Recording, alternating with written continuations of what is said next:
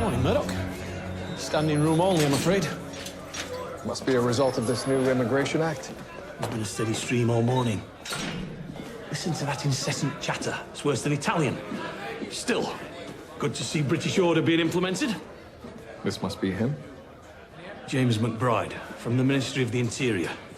He may be cleaning up the city, but he's a right royal pain in the... Inspector, we are running out of space. I'll need you to open up the back cells. Bloody hell.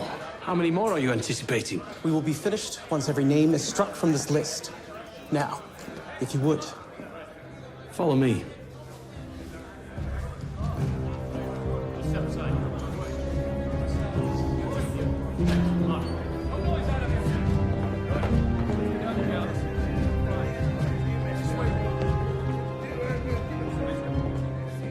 What are they doing, sir? And why are they all Greek? Any immigrant charged with a crime is eligible for deportation. I gather these men all have criminal records. So what, they'll all get sent back to Greece? I suppose so. Although it is strange that they all seem to be of the same nationality. I'm afraid I can't give you an exact deportation date, but we will work through it efficiently.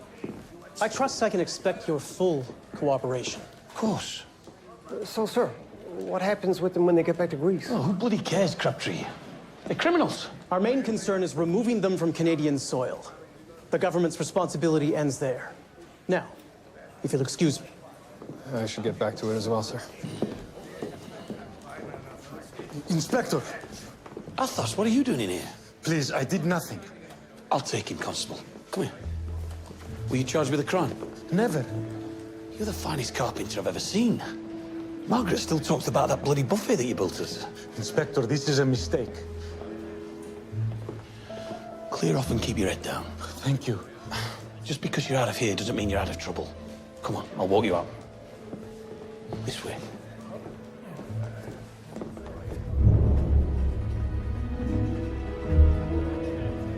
Night watchman startled somebody who ran off, but he said he was pushing a wheelbarrow with something in it that might have been a body. It might have been a body. He was too scared to check, sir. Help me unroll it.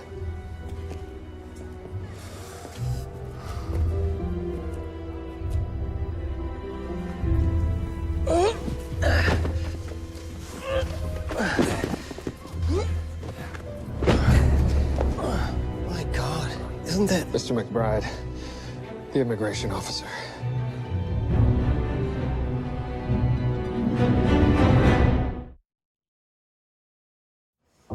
Significant trauma to the front of the skull. There appears to be some bruising under the right eye as well. It's the list of deportees.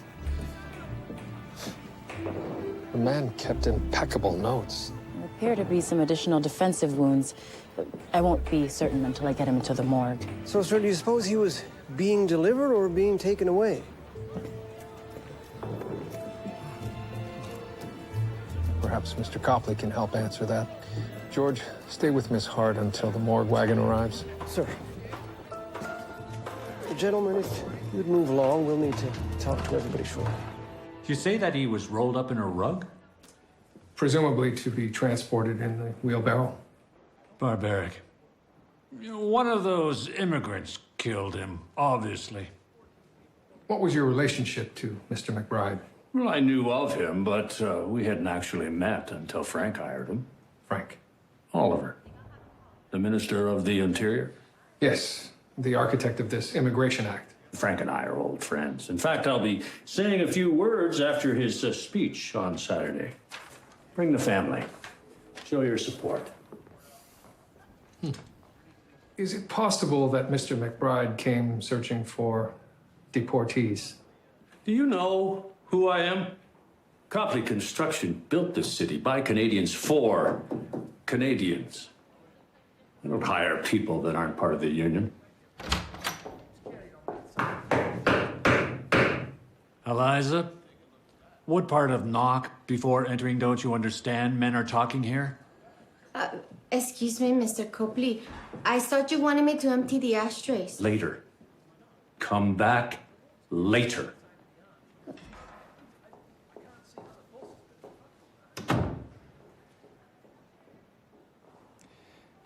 When did you last see Mr. McBride? Quite a while. But I do know that he went to see Andrew Palmer yesterday. Who was that? He calls himself a construction man, but he's a huckster. Couldn't build a dollhouse. How do you know he went there? My union representative, Paul Scotch, had a meeting. He saw McBride. What were you doing at Mr. Palmer's office? Trying to convince him to do the right thing and hire some of my men for the Malvern collegiate job. He refused, of course. Yes, I've read about that. It's quite the undertaking, from what I understand. It'll be the largest school the city's seen.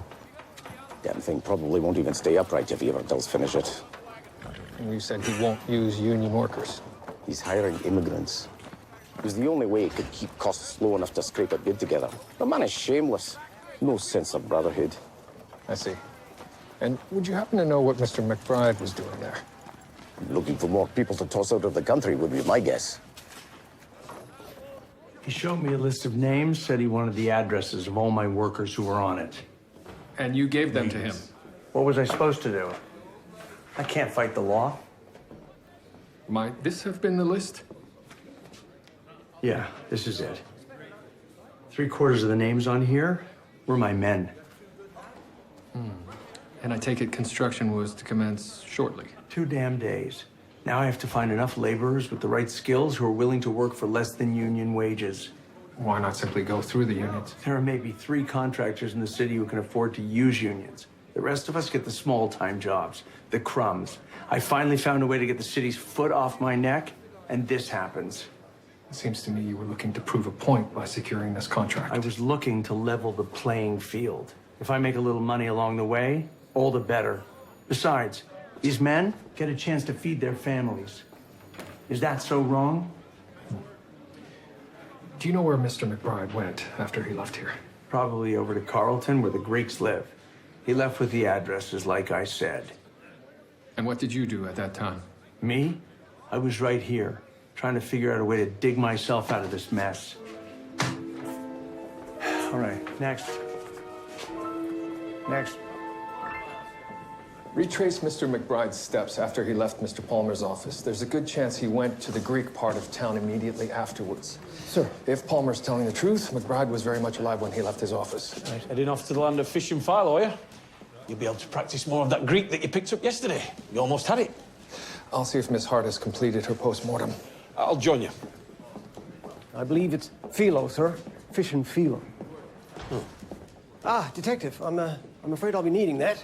The philosopher's tongue. Now, do you have a special interest in Hellenic or all Indo-European languages? What? No, what? Have you not noticed? Our cells are full of Greek men. Well, actually, I was speaking to a few of them earlier. They were quite distraught.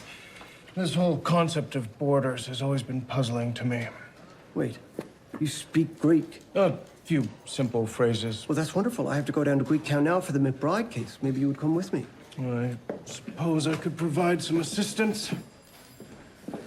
Have you eaten? Eaten?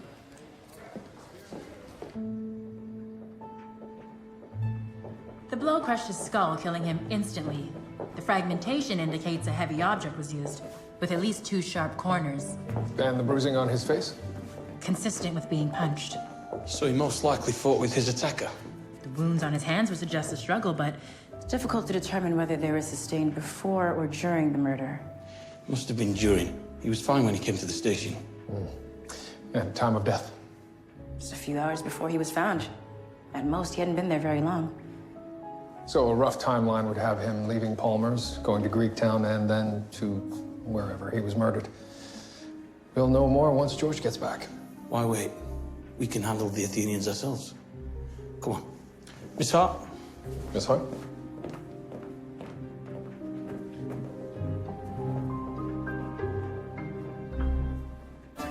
Or Stembo? Are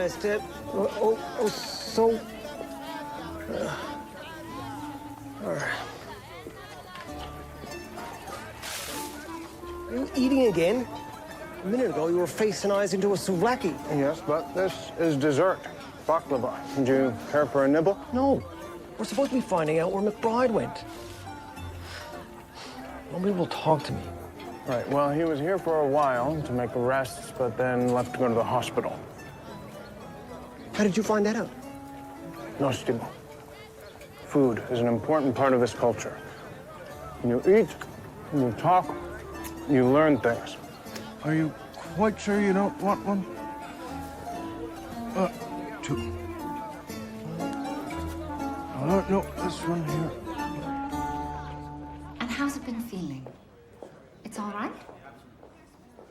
Open your mouth and say ah. Very good. He'll need his tonsils out. Oh, what a surprise. Dr. Ogden, I should get accustomed to seeing you working amongst the living, I suppose. What are you two doing here? Not part of this deportation business, I hope. In a roundabout way. The man in charge of the sweep, James McBride, he was found dead last night. Apparently he was here shortly beforehand. Have either of you seen him? I did. He got into a physical altercation with someone down the hall. Nurse Sullivan? He fought with a patient? A visitor, actually. The man who assaulted Mr. McBride ran out before anyone could stop him. Did you treat McBride? No, he refused. Said he had more patients to assess. Could you identify the assailant? Oh, I'm not sure. I do remember he had an accent, though. But he was visiting someone in room 10. I could check the visitor's log. Perfect notes. I'd half expect him to detail his own murder. That would make things much easier. So these names could be the first person that was crossed off or the last person who isn't. Or a relative of someone who was arrested or was about to be arrested. Needle in a haystack then, as usual. Excellent. Inspector! Oh, the vultures are here to pick the bones clean. Any comments on the McBride murder? None whatsoever, Miss Cherry. Do you believe a Greek person was involved? Are the words none whatsoever in a language you don't understand? Inspector, how good to see you. Athos Rella, Detective Murdoch. Athos is the master carpenter who made our cabinetry. Oh, yes, I recall Mrs. Brackenreed mentioning the buffet you made several times. We need some information on the man McBride. Did you hear anything? I have. Terrible. Do you know if anyone on this list could be involved in the murder? You think a Greek did this? Well, most of the names here are Greek. If you could have a look. I know many of these men, but I don't believe any could do what you say. We were all afraid and angry at him for doing this to us, but I cannot imagine it. If you do hear anything, let us know. Of course. Inspector, my wife and I, we are so grateful. Because of you, we can stay. Please, you must come over for dinner. That's fine, just fine. Stay out of trouble. Sir? Oh, look, I spared him from the cells. Margaret would have my goods for garters if he'd been shipped. Of course.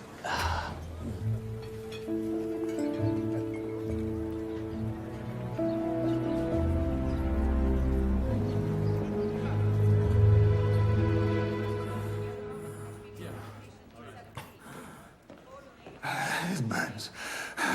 It burns, please. Please help. Nurse Sullivan, may I be of assistance?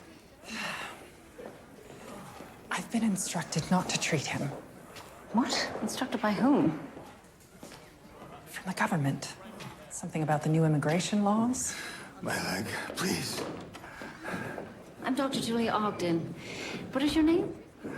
Jakob Czerneski. Please. Just one moment. These are the early stages of gangrene. They won't let him be admitted.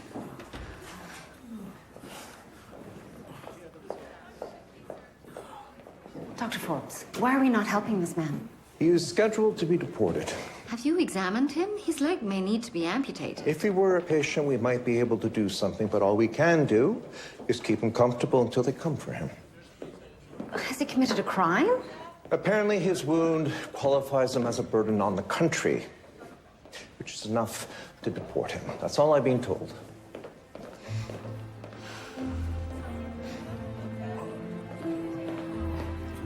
It had to have been a crime of opportunity. Why? The idea that killing McBride would stop the deportations makes no sense. The law is the law, if he's alive or dead. So it was done in a rage. That's the clearest line. Although Palmer's alibi is... he doesn't have an alibi. I'll tell you something, Murdoch. I don't much care for oily fish, but this strain yogurt, excellent. Sirs, I think we're onto something. Go on. Well, after Mr. McBride left the Greek section, he went to the hospital where he and another man were involved in a physical altercation. The man's father is a patient and also on the deportation list. Threats were made. Do you have this man's name? I do. I assume he's Greek, sir. It's Athos Rella. Perhaps there's more than one.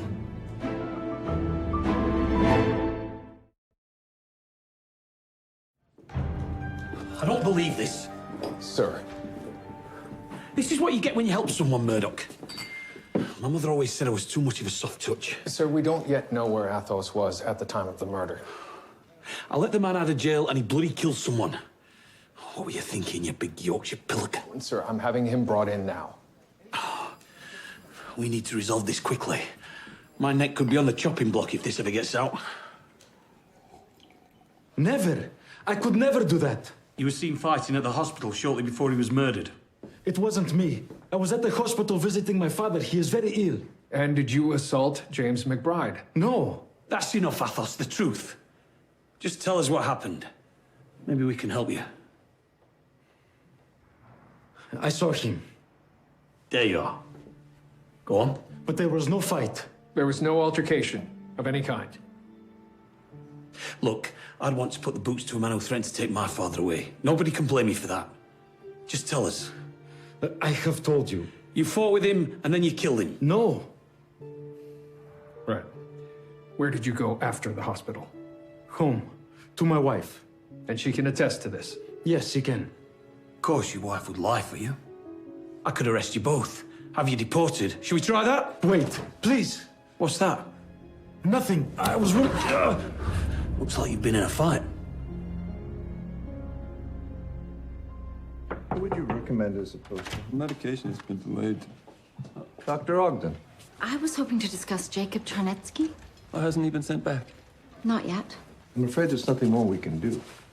We were given a direct order from a government agency. His leg is gangrenous. His life is in danger. They have hospitals in Poland. He could die in transport, if he even makes it that far. If you think I am pleased about this, Dr. Ogden, let me disabuse you of that notion.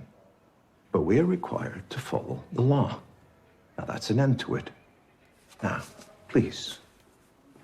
You should run for office. Your skills are obviously being wasted here.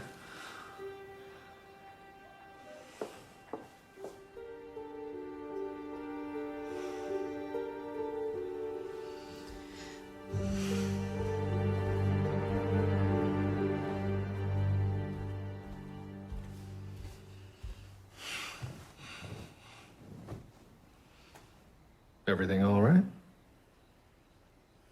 What sort of country are we becoming when we just throw away people who are different from us? The man, Frank Oliver, who designed the law, is not the most enlightened of thinkers. And now this Polish man may die simply because he wasn't born here. There's nothing you can do. Dr. Forbes has specifically instructed me not to treat him. We are required to follow the law. I understand, but there's nothing you can do beyond that. Are you advising me to disobey my superior? As a police officer, I would never advise that. But a man may die. You do have a rebellious spirit buried in there, don't you?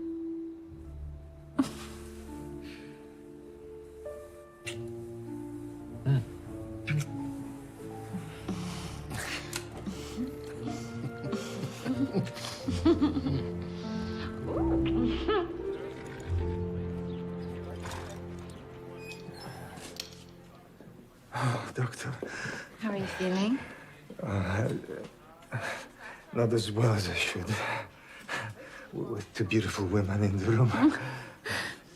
Nurse, in Poland, I was the best Polish dancer in Murdoch, you know. Perhaps when this is over, you will let me show you. Excuse us for a moment.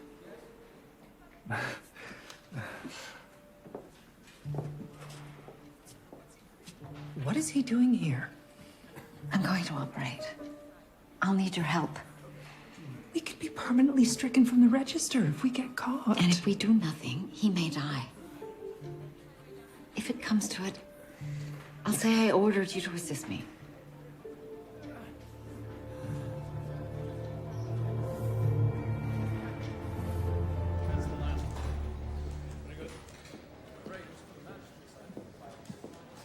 Everything all right, George? Sir, latest edition of the Telegraph just came out. Louise Cherry's published a new article. Oh. Oh. She knows the inspector let that chap out of jail. The inspector has blood on his hands. A Greek intruder cut down one of the king's noble subjects. Inspector Bumblereed. Murdoch!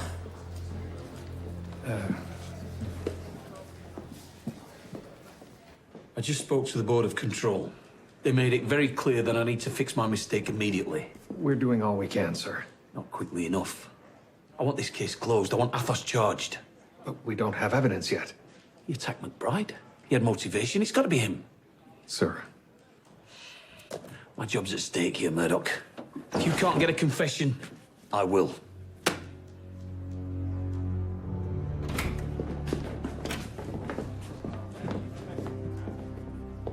Sit. Have you spoken to my wife? Trust me when I tell you I've heard enough lies to last me a lifetime. I said, sit.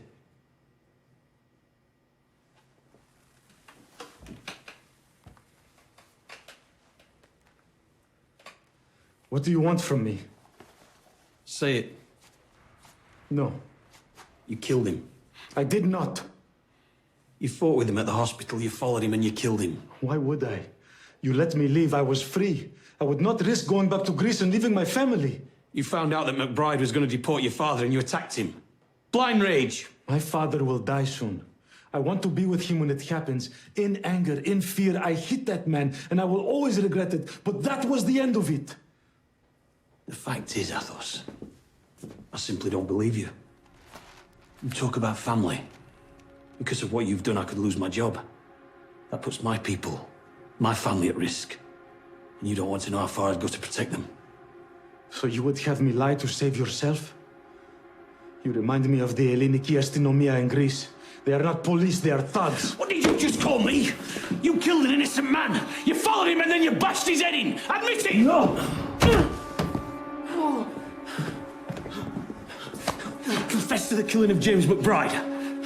Is this why you became a police officer? To put innocent people in jail?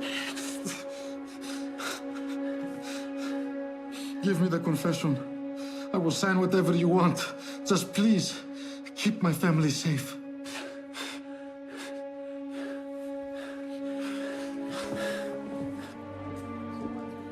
It wasn't him. Sir? Trust me, we need to look elsewhere.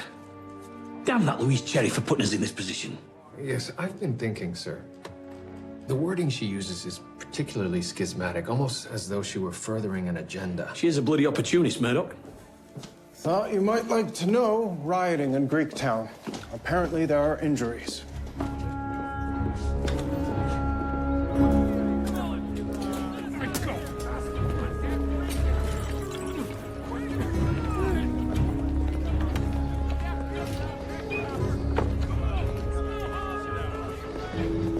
Detective. I'll call for an ambulance.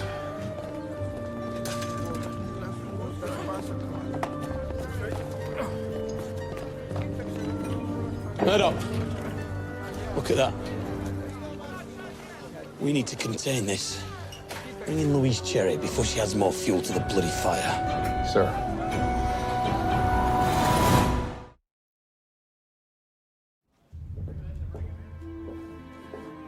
Gentlemen, I've been summoned.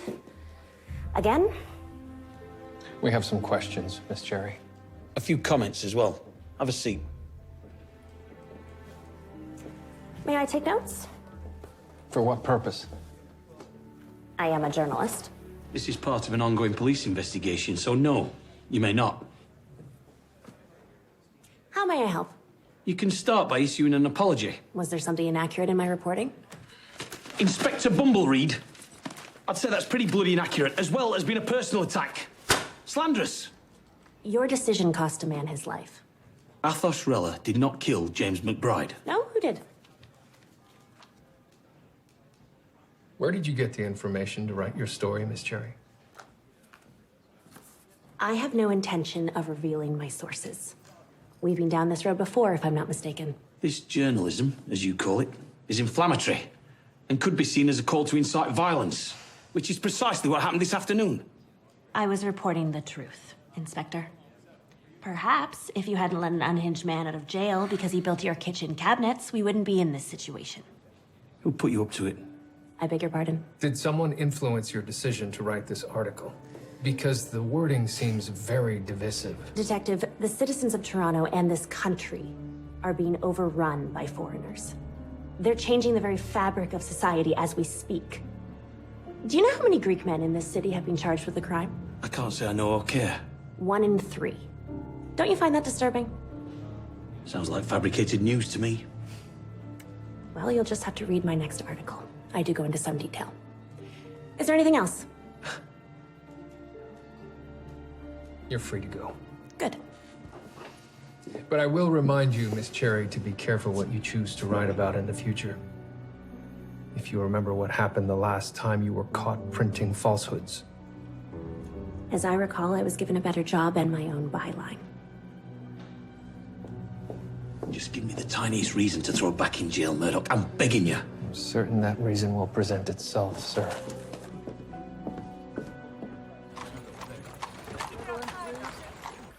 Everything's going to be fine, Mr. Charnetsky. I should have been more careful that day. If only I'd heard my friends calling for me to move. It's not your fault. Injuries and accidents happen. Luckily, medicine will ensure you don't need to lose your life. Yes, well, of course. I am afraid. Dr. Ogden will take very good care of you. The pain will soon be gone. Thank you. Thank you both. Are we ready?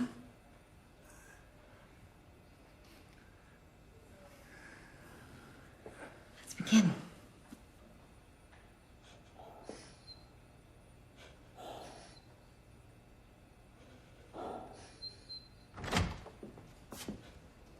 What on earth are you two doing? Dr. Dixon, I can explain. Huh. This is grounds for dismissal. You were explicitly instructed not to treat this man. I'm especially surprised at you, Nurse Sullivan. She's not at fault. I gave her no That choice. is irrelevant. I'll be reporting this to Dr. Forbes immediately. Please, wait.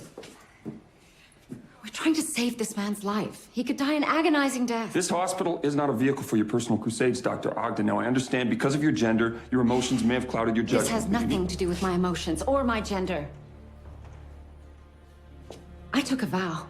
We took a vow. This man is not our responsibility. Everyone who requires medical attention is our responsibility, Dr. Dixon. I became a surgeon to save lives. Why did you? Help us. You must be joking. Not at all. You're one of the most capable surgeons in our class. Yes, and I would like to stay one. You don't think a human life is more important than the law?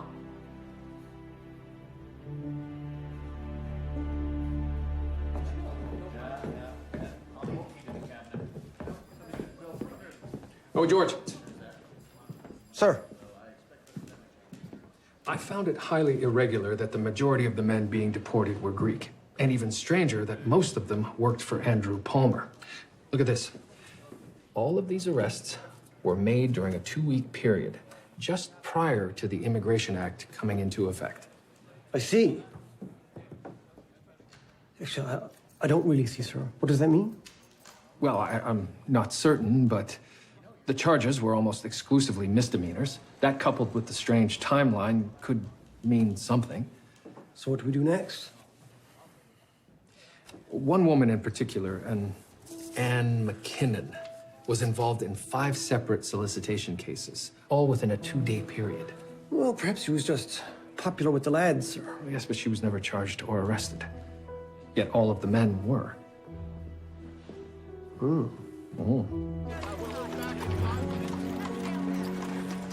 Anne McKinnon. Toronto Constabulary. What is it? I got things I need doing. You were recently involved in several arrests involving Greek men. I don't ask where they come from, so I couldn't tell you. The Greek accent usually gives it away, Miss McKinnon. 5 arrests in 2 days. You were named in each of the cases, and yet you were never arrested or charged. Coppers love me. What can I say? I'm a delight. How do you meet the men that solicit your services? They usually find me. We have reason to believe that these arrests are linked to a murder. James McBride. You may have seen his name in the papers. Yeah, I had nothing to do with it. What do you recall about these arrests? I was paid well. More than usual. By whom? Not the Greeks, I can tell you that. Miss McKinnon, unless you'd like to see the inside of our cells, I suggest you stop playing games. He's a client, one of my best. He told me where to find the man and to just do what I do. Miss McKinnon, a name, please. Paul Scotch. The union leader. One and the same. So Scotch and McBride were working together? Not necessarily. If Scotch arranged for the arrest because he knew the law was about to pass, it doesn't necessarily mean that McBride knew. But if he found out after the fact and confronted Scotch about it? That could have given Scotch a reason to kill him. It's also plausible that the 2 men were working together, and Andrew Palmer found out and killed McBride. Mr. Scotch? Toronto Constabulary?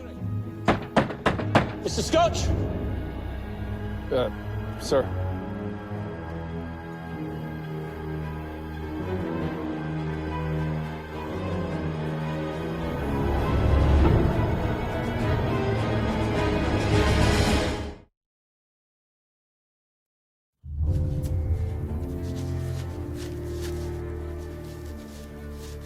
At least this absolves Athos. Well, sir, it may be more prudent to wait to release him until we've resolved this. What do you have? Well, sir, it's possible that Scotch and McBride were working together to arrest and deport all of Palmer's workers in order to force him to hire union workers. So Palmer found out and killed them? Potentially. I suggest we go and have a little chat with Mr. Palmer. Sir. Carry on, lads. I don't like the way I'm being spoken to here. Where were you this morning? I was interviewing more workers at my office, which it turns out was a waste of time. Why? City withdrew the contract a few hours ago. Too much bad publicity, they said. I'm done. Palmer Construction is sunk. Not to mention, you're also facing the noose. Bit of a bad day all round. You won that contract by hiring non-union workers, which angered Mr. Scotch. So McBride and Scotch had your workers arrested and deported, thinking it would force you to hire union men. How did you find out about their plan? I didn't know anything about it. In fact, if you want the truth, I doubt they ever had one. How do you mean? McBride would never break the law. The man was a do-gooder through and through. I tried paying him off myself on more than one occasion. You attempted to bribe him? He was trying to deport my entire workforce. Of course I tried. But he wouldn't take it? Not a penny. Look, I spent years trying to get a contract like this, but I failed every single time because of men like Copley and Scotch.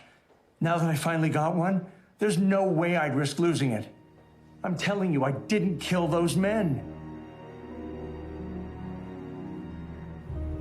The infection's begun spreading, but I believe we can contain it.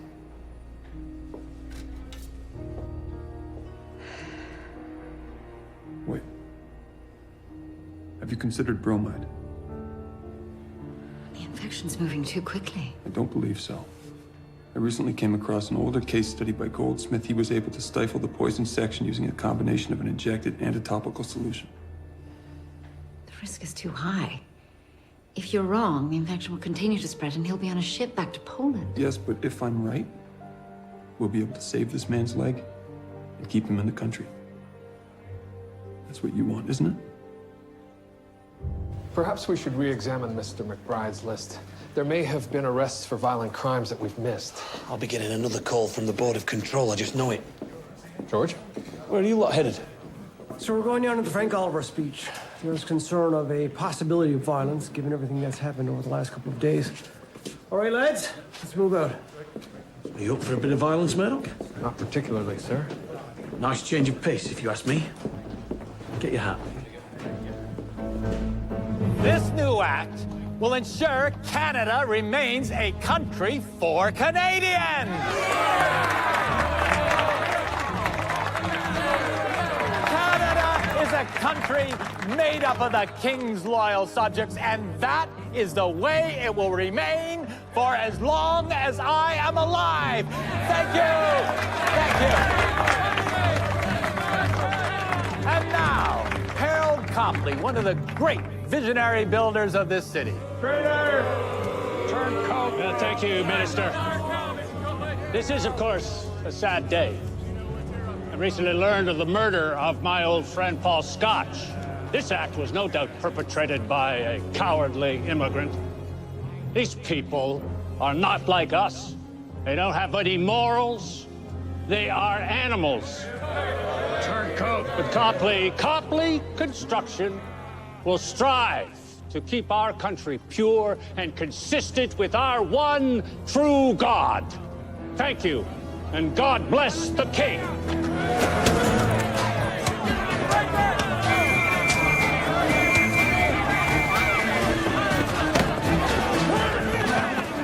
Well, this is unusual.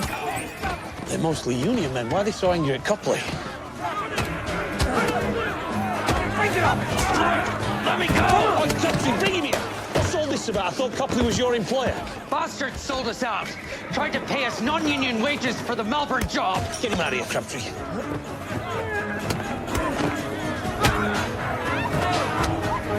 Interesting.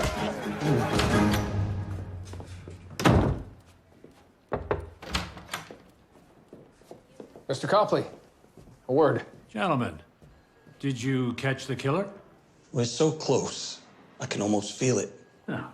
You were the next contractor in line to be awarded the Malvern contract, were you not? An unfortunate turn due to unfortunate events, I suppose. What a horrible debacle this all has been. Debacle indeed. Almost caused a riot. It's quite serendipitous, though, isn't it? Almost unbelievably so. What are you insinuating? Bear with me for a moment. I have a brief tale to relate. I don't have time for this. There was a construction tycoon who built half this city, as he was so quick to point out. He was used to getting everything he wanted, and no one dared challenge him for fear of reprisal.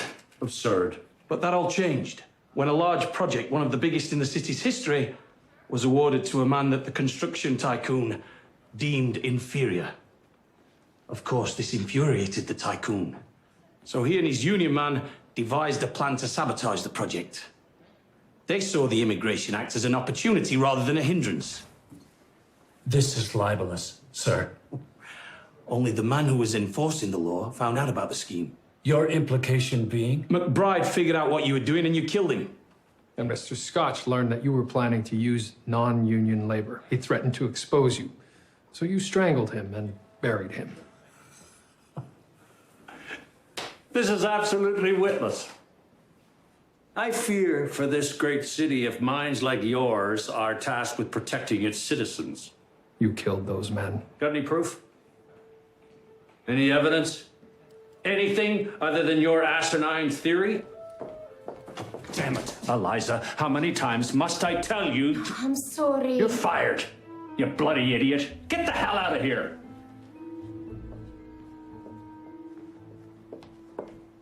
And that goes for you as well. And rest assured, I will do all in my power to have both your jobs. Your rug. What? What about it? This rug seems to have replaced a much older one. For God's sakes, what do you want about now? Mr. McBride was found rolled up in a rug, and I would wager that it was exactly the size of the one that you recently replaced. You killed him here. You tried to dispose of the body, ran into the night watchman, and had to abandon it. You call that evidence? I'm calling the chief constable personally. I built Macmillan Tower, and I will ruin the both of you. Should I put this back on the shelf before I go, Mr. Copley? It was in a closet under a blanket. Very messy.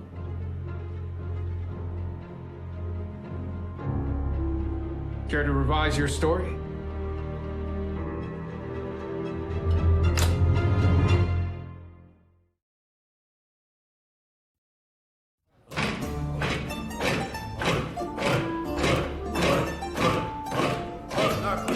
Gentlemen, this is the man who tried to have you sent back to Greece.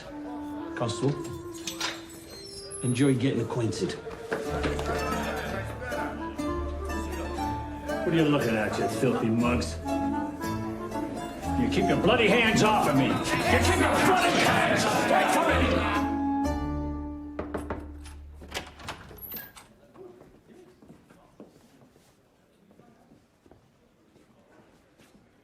Thank you for finding the truth. Athos, Yes? Go on. I would be honored if you'd come over for dinner tonight with your wife. On one condition. Name it. We drink Greek wine. I won't fight you on that. The men in the cells, what will happen to them? To us? The Minister of the Interior has decided to delay the deportations. They'll all be released until it's resolved. And then? I'm afraid I don't know. Mr. Rella, the law isn't always an accurate measure of a society. Then what is? You saved me, Doctor. I wish I could repay you somehow. Perhaps when you're fully recovered, my husband and I will join you and Nurse Sullivan for a night of dancing. Oh, I would like that very much. Your husband is a very fortunate man. Oh. Do widzenia, moja kochana.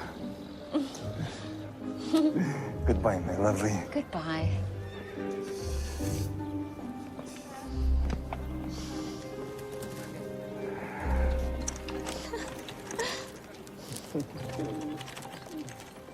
He'll live to dance another day, won't he? Sooner than he should, I'm sure. Thank you for helping him. And me. There's no need for that, Julia. You simply reminded me of what my job is. It's well done.